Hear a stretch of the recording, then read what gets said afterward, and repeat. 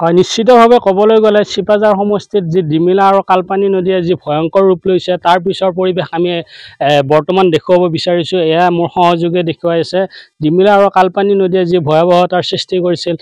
বানপানী কমিছে যদিও কিছু কিছু লোক এতিয়াও নিজ ঘৰলৈ উভতি আহিব পৰা নাই আৰু যিসকল আহিছে তেওঁলোকৰো আমি দেখিছোঁ যে ঘৰত বোকাময় পৰিৱেশ আৰু ঘৰৰ বেৰবিলাক খহি গৈছে।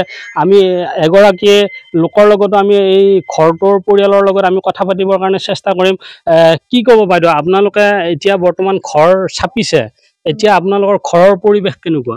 এতিয়া আমি চাপিছোঁ যেতিয়া আমি তাৰমানে ঘৰত থাকিব পৰা নাই, ওলোৱা সোমোৱা জেগাখান এতিয়া নঙলাতে কাম বান্ধি আছোঁ আৰু এতিয়া উপায় নাই আমাৰ।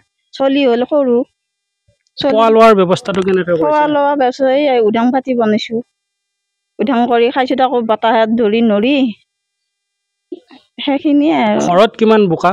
বোকা আছে, সাৰ গাঁঠি উতল যায় আৰু।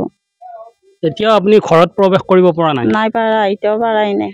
নিশ্চিতভাৱে ক'বলৈ গ'লে এতিয়াও এওঁলোকে ঘৰত প্ৰৱেশ কৰিব পৰা নাই। দাদা, আপোনালোকে ঘৰত এতিয়াও প্ৰৱেশ কৰিব পৰা নাই বুলি গম পাইছোঁ। স্বাস্থ্য বিভাগৰ লোক আহিছে নেকি আপোনালোকে? নাই, কোনো অহা নাই।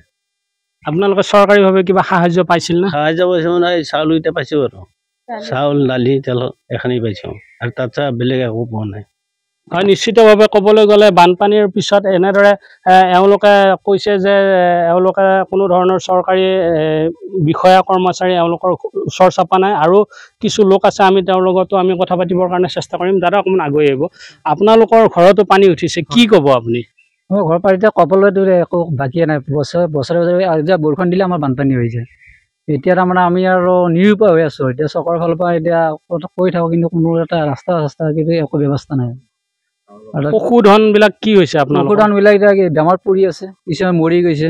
এতিয়া থাকা কেতিয়াও কিবা কিবি কৰি ৰাখি আছোঁ আৰু আমি এতিয়া পানী শুকাইছে, এতিয়া ঘৰৰ ভিতৰত ৰাখিছোঁ এটা ওখ ঠাইত, তাতে এতিয়া খেৰ চেৰ কিবা কিবি দি পেলাই ৰাখি আছোঁ আৰু। এতিয়া চৰকাৰক কি অনুৰোধ জনাব আপোনালোকে? চৰকাৰে এতিয়াও অনুৰোধ কৰোঁ, আমাৰ পশুধনখিনি কিবা বেমাৰ আজাৰ চাব লাগে, ডক্তৰ চক্তৰ পঠাব লাগে, মানুহখিনিৰ কাৰণেও পঠাব লাগে, শান্তি আৰু আমাৰ পানীৰ সুবিধাটো কেনেকৈ কি কৰিব পাৰে সেইটো আমাক কৰি দিলে ভাল লাগে। এতিয়া খোৱা পানীৰ ব্যৱস্থাটো কেনেকুৱা কৰিছে? খোৱা পানীৰ ব্যৱস্থাটো ওখ ঠাইৰ পৰা পানী আমি দামত ভৰাই আনিছোঁ, আনি পেলাই এনেকৈ খাই আছোঁ আৰু আমি তাৰমানে ভেল চেল বনাই পেলাই এনেকৈ হেৰি কৰি আছোঁ আৰু। এতিয়া আমাৰ যিবিলাক পশুধন আছে কিছুমান এতিয়া বেমাৰত পৰি আছে, আমি এতিয়া কোনো ফালৰ পৰা একো হেৰিয়ে পোৱা নাই। আমি মানুহকেইটাৰ কাৰণে খাদ্য পাইছোঁ, কিন্তু পশুধনৰ কাৰণে একো পোৱা নাই, এইখিনিতে ক'বলগীয়া। হয় নিশ্চিতভাৱে ক'বলৈ গ'লে এওঁলোকে আমাক অৱগত কৰিছে যে এওঁলোকৰ ওচৰত এতিয়ালৈকে চৰকাৰী বিষয়া কৰ্মচাৰী কোনো ধৰণৰ এতিয়ালৈকে উপস্থিত হোৱা নাই আৰু পশুধনৰ খাদ্যৰ অভাৱ হৈছে এওঁলোকে, আৰু বিভিন্ন পশুধন এওঁলোকে বানপানীয়ে উটুৱাই নিয়া বুলি আমাৰ আগত অৱগত কৰিছে। পিছৰ পৰ্যায়ত চৰকাৰে কেনেধৰণৰ পদক্ষেপ হাতত লয় সেয়া হ'ব লক্ষণীয়। এনিভাৰত 24ৰ প্ৰথম প্ৰয়াস জুবিন গাৰ্গৰ গীতৰ প্ৰতিযোগিতা। জুবিনৰ গানে কি আনে?